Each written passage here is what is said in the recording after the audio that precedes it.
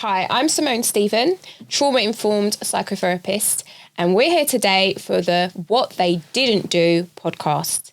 This is stemmed from the trauma discussions that have come from my most recent book, What Mummy Didn't Do. You can find it, the audio, ebook and physical copy at whatmummydidn'tdo.com. So today I've got with me Coral, who is a health coach and registered nurse. It's true. So I've got a couple of questions for you today, Coral. Yeah. And I want to start with how you feel trauma can exist in the family, even when no one talks about it. So that silence that we mentioned. And I'm thinking that most people can relate to that question in the sense that there's always secrets in the family. And especially with different cultures, it's very important they feel, don't let people know your business type of thing. So that's where it starts from, So sometimes you don't actually even understand the uncle or the brother that you never see, where they are, why they're never around. And it just goes on and on. But when it comes to actual psychological trauma, the thing is, again, people don't even realise they've actually suffered trauma. It just becomes like the norm. Yeah. So the child the mother probably got raped or something, and then there's a child that's moved from that family and moved into another family, and they're brought up with their cousins who they think are their brothers and sisters. And so it goes on, but nobody actually understands. And then no one talks about the impact that if you were the sibling in that family that's now with another family, and then you realise when you're probably in your 20s that actually these are not my siblings, these are my cousins, and that those people over there are my actual siblings, how must it feel? So, and that's what I'm saying, that's just one example of many that you can think of where the families just close ranks, nobody knows what's truly going on, and the only people that are suffering are the ones that then, it's probably other people that get the consequences of the suffering that person's going through, in their relationships, the way they behave towards other people when they speak to them, little subject matters knock them off the edge and so on. So that's my thoughts on that matter. Thank you. Yeah, I see it often in the client sessions that I have, how trauma becomes silenced. And many are just unaware. It's within their subconscious, and they're not aware of how trauma's affected their nervous system and how to learn to regulate their nervous system. Yeah. And people say, oh, they're so touchy. They're so this, they're so that, they get labelled. Yeah, often. So what do you feel is the importance of faith and also forgiveness when it comes to healing? Because that's the healing being an important process for trauma. Well, it can take a long time to get to the point where you even realise that you need healing, that you've even got a problem. And so it's fantastic when someone actually does recognise that they do need healing or they have got a problem, and then actually source somebody like yourself to take some sort of therapy or speak. And then the other place they might actually go is church.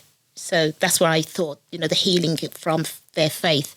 Because when they start when you're in church and you're listening to the different sermons, there's little ways that, God, through the Bible, sermons talk to you, don't they? And not every week will be something, but something will touch you, and eventually you start realising that's like me, because there are so many characters in the Bible and, ways that God has asked us to forgive. And I bet they're sitting there thinking, forgive, and then in the back of their mind, they're probably thinking, how can I forgive such and such? But then when you realise the power of forgiving, it actually takes the whole burden away from you. So if that person is able to instill and practice some of the spiritual things they might be learning through church or from hearing, because you hear things, and, they'd be surprised. I mean, if someone hasn't sought actual psychological therapy from somebody like yourself, actual just praying and speaking to God and allowing spiritual sort of inspiration to let go of the pain, it's not easy, but yeah, I think that's what I'm thinking, in the sense that there's two prongs to it: the professional side, yes, but spiritually they can learn to forgive just by forgiving and just letting go. And eventually the pain starts to be released. And then eventually they probably start talking about it as well. Yeah. Talking about it. There's power in that. Yeah. Which is why we're here. Yeah. So I know, and we're going to get onto it in a little bit, the work that you do in supporting others to heal. I wonder about your own personal journey, what you can share there in terms of how faith has helped you or your relationship with forgiveness. Yeah. Well, you probably guessed it. I was brought up in the church because I went into the faith angle. Yep. Yes, brought up in the church. So, but that doesn't make you perfect, by the way. No, in the sense that far from it. So, in the sense that I knew the importance of prayer and I knew the importance of God. And I knew, as my parents would say, right from wrong. It's the famous things they say, isn't it? But as an individual, you choose your own path, don't you, in life? Yep. So what basically happened is that even though there was that very strict upbringing I had, and that's probably what the problem was, very strict upbringing. When I moved to London, I actually formulated a relationship with someone who I actually thought was a church person. Right, so I thought we had a connection in that respect, but there you are. Not everybody takes on board what they're taught. Yes. And actually, that person, I reflect and think they had a lot of trauma in their life, but that was not known to me and probably not even known to them. Right, okay, they were unaware. Yeah. So when I did what typically happens after 3 years of a relationship, you're thinking, this isn't working, and you politely try and tell the person that you'd like the relationship to end. Yeah. He basically went like into a totally different person and he left quietly and I thought, oh, that's over, okay.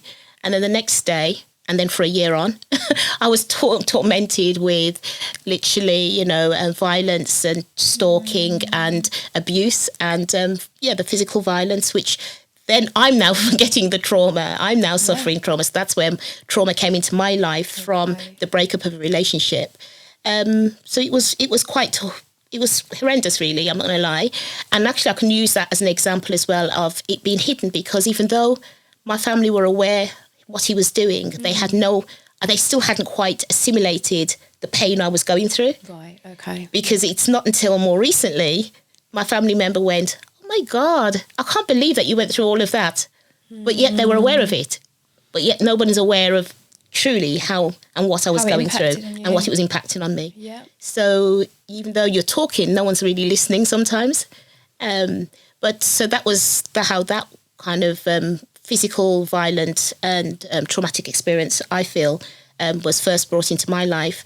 And you think you're okay, but then maybe, temperament changes because you've just been through 1 year of somebody tormenting you. Yeah, you're in survival mode. Yeah. So when somebody else comes at you, even the body language of guys, if they approach you, you're like, and then oh, she's so rude, she's so this, and it's, or she's touchy, and there's little words that get thrown at you all the time. You think, labeling me. And in my head, I'm thinking, there was labeling me, but they don't know. And actually, I didn't know myself why I behaved the way I did. But then you kind of, it's just like a layers on layers, isn't it? Yeah. Of you're in survival mode. Yeah. They've triggered you again because the way they're behaving reminds you of what you've been through. And then you're being told you're touchy, she's rude, she's stuck up, and so it goes on. And yet you're just trying to protect yourself from what you don't want to happen again. Absolutely, protect yourself from danger. But then going back to church, the spiritual side, which was the original question, is that I found my release again, because obviously I knew the importance of prayer. I was praying, but probably not doing it the way, just not intentionally. Okay. And then bit by bit, it started to become more intentional. And I really thought this has to be it, because I actually went through a period of nearly 2 years of literally not going out. Right. I used to just... Isolating? I isolated myself. Okay. I told my sister, because... being the church girl that's no longer a church girl, I was going out and partying and clubbing. And then I thought, this isn't me. Since I don't do the earrings thing, my ears were pierced for a little period. Right. And then I said, I'm not doing this. And I took them out. I said, it doesn't even, because my mum used to always say, why do you have those earrings in? So I eventually took the earrings out. I decided, I'll try and... get back into church mode, but I wouldn't go back into church because I kept thinking I'll be judged for my where were you? What have you been doing? Type of thing. So I didn't go back to church physically. I used to just watch church online or listen to music. And then eventually I felt like a voice that spoke to me one day and told me, you know, it can be back the way it used to be. And I went back to church and, they welcomed me and I eventually got back to myself again. I'm glad to hear it. Yeah. Thank you for sharing your story. So where do you feel you are with that forgiveness piece? Yes, with that gentleman, that guy, he actually turned up, can you believe it? Because I never knew where he was or anything. And he threatened me so many times that I thought to keep out of his way. He did go to court. I mean, I'm going to say, I'll plug my book at this point. If you want to know, like, the total story about her book.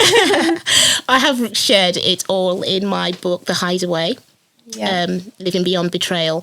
And so basically you'll see that he actually turned up. I have no idea how. But because I come from a church collective and everybody knows everybody, maybe the message had got around I was getting married. Right, I see. And I was back in the flat, the original flat that I used to rent when I was going out with him. Yeah. I still don't know how, but on the eve before I was flying out to the West Indies to for the wedding. Yes. The door knocked and Jackie answered it because my sister, sorry I shouldn't call her name, but my sister was renting that flat now and she answered the door and then she came and she said, "It's okay, please don't freak out." And I was like, "What?" And she said, "There's somebody that wants to see you at the door." And I was like, "Really?" And then she says, "Promise you, he's promised me that everything will be okay." And when I opened the living room door and saw him and he died, I was thinking, why now after all these years you're gonna and he was like just speaking to me like he apologized to me. He said he'd heard that I was getting married. Okay. He wanted to wish me well. And I was thinking, I'm not going to have no more, you know. And he was like, no. And it was a very short conversation. I think I was a bit confused by it all. And then he left. And I only saw him one more time after that, random, while I was waiting at a bus stop. And again, just pleasant and normal as normal. So I have no idea how his trauma affects him, but he seems to be back in. Well, he's behaving like the normal person I met before that year of torment. But yeah, that's what I'm trying to say. Like, so I feel like the forgiveness thing, I can't hold it anymore in the sense he said he's sorry. I can see that he's sorry in the sense it's in the past now. So I have done my best to let go. I think you probably can see it does still make me feel a bit emotional when I think about it. But I basically, so that's how that, and then myself and my ex-husband, that's more just somebody, he wasn't physically violent to me or anything, but in the sense of just not being the best husband or the husband you'd expect someone to. So that's where the betrayal comes in, sort of angle. So that links with your book. Yeah. The title. Yeah. Okay. So, and again, we have never really held on to any anger or hate towards each other. Never even had any hate. It just wasn't working. Right. So we just openly apologise. I apologised to him first because I was going to get rebaptised. He told me there's no need again for an apology, and he apologised to me, and he's never stopped keeping in touch. He's always sending messages, jokes, and so we just, it's just a friendship, and I'm always happy for whatever's happening for him in his life to be good, and vice versa. So there's so I think that's testament to your healing. Yeah. Sorry, I don't even know why I'm teary because I'm not. Don't need to ever apologise for being teary. I encourage it. So, I want to thank you for sharing, for being vulnerable with us today, because it helps others to be vulnerable, to share their stories, to also have inspiration on how we can experience trauma, you can heal from it, and you can still lead in your life. Yeah. So where would you say you're at now? And please share about your book. Okay, yeah. I'm quite proud of the book, really, because can you believe when I was told to be able to help others through experiences you've been through, and I went, I've not got any experiences, and it took another friend to go, what? You haven't got any experiences? Okay. You see how I'd forgotten about it, literally forgotten about it, and it's actually I've spoke about it more in the last year, obviously since doing the books. Yes. It's literally been things that were parked and forgotten about. Felt safe to do that, maybe protective. Yeah. So even though that person had heard what had happened to me. So when I said, oh, I don't think I could write a book, or I don't think I'll get involved with, when people say, what's your story? Yeah. And I said, I haven't got a story. And yet I've got a story, Absolutely. But it was gone so clear from my mind. So that's how I did a speaker mentorship program. So I have the public speaking, which I'm hoping I'm mastered and I won't cry again. Well, again, like I said, if you do, it's what your body needs. And that's where the Living Beyond Betrayal system comes from. It's a signature system of mine that basically is to support women like myself that between the ages of like 30 to 55, 60. Truth is, there's no parameters, but just for safety, it's nice to have them there. Yeah. But basically, they can. I support them through a series of consultation. It starts with a consultation. It's very personal, one-on-one with myself. I use a handheld system, and we can do it remotely, and it will allow them to be able to speak to me, as I say, on a Zoom call even. And it actually reads the energy that's in their body, that's going through them. Fascinating. And, it's amazing. And from that, I get multiple reports that will be generated within about 6 minutes of that sentence being finished that they've said to me on the line or face-to-face. And then I will be able to look at, and one of the main reports, and I do stress this when it comes to trauma, one of the main reports that actually is presented. So it's within that report, you're getting treatment straight away. It identifies the octaves and the notes in your body that are off key. Because you probably could hear it the minute I started to feel a little emotional, the tones in my voice changed. And that's because of the trauma and the pain that you're feeling within your gut. Yeah, and so this is picked up within one of the first reports, and it actually then gives the opposite key notes that become the treatment notes for the trauma and for that problem. So you're already getting, and you'll get a series of music. It's very soothing that you can listen to at some point in the day. Yep, sounds help. And it will actually help healing for them. And then apart from that, I can then look at, just as if you'd gone to the doctors and had bloods done, an X-ray and anything like that, I'll see everything. Obviously, I'm not trying to diagnose and present you with, I'm looking at the key things. Assessment, the health assessment. Health assessment, yes. And I'll go through and be able to support you with dietary and lifestyle changes, because there's so many things that we're eating and drinking that actually are adding to our problems. Yeah. So, thanks so much, Cole. So where can they find you?